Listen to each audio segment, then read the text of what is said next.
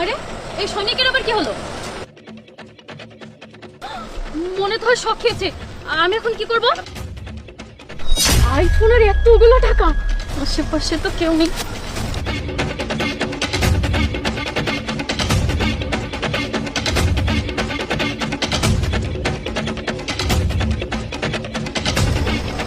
আরে এনার আবার কি হলো?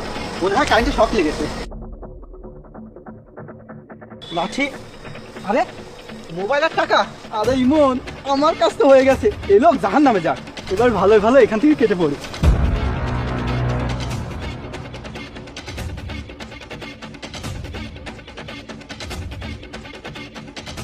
এমনিতে দেরি হয়ে গেল, তার উপর আবার হেঁটে হেঁটে যাচ্ছি, জানি না সময় মতো পৌঁছাতে পারবো কিনা।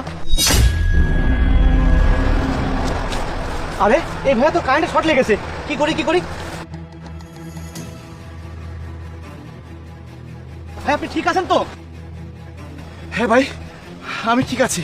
থ্যাংক ইউ সো মাচ ভাই, আপনি আমাকে বাঁচিয়ে দিলেন। তা না হলে আজকে যে আমার কি হতো। ঠিক আছে, এই নিন আপনার মোবাইল আর টাকা।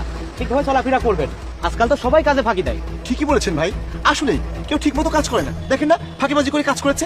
আমি এখানে একটু দাঁড়িয়েছিলাম, খাম্বার সাথে আমার হাত লেগেছে আর অমনি আমাকে শক করেছে। আপনি যদি আমাকে এসে না বাঁচাতেন, না জানি আমার কি হয়ে যেত। আচ্ছা ঠিক আছে, সমস্যা নেই, আমি যাই তাহলে, আমার তারা আছে। আচ্ছা ভাই একটা কথা শুনুন, আপনি তো আমাকে না বাঁচিয়ে আমার টাকার ফোনটা নিয়ে চলে যেতে পারতেন, কিন্তু আপনি সেটা না করে আমার জীবন বাঁচিয়েছেন, আমার জিনিসগুলো আমাকে ফিরিয়ে দিয়েছেন। আজকালকার যুগে এত সততা কিভাবে?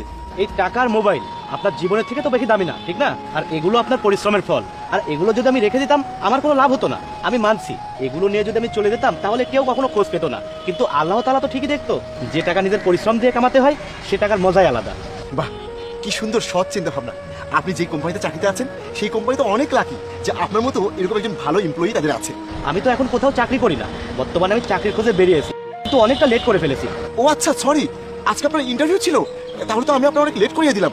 ঠিক আছে ভাই, যান তাড়াতাড়ি যান। ঠিক আছে, অল দ্য বেস্ট ভাই, যান।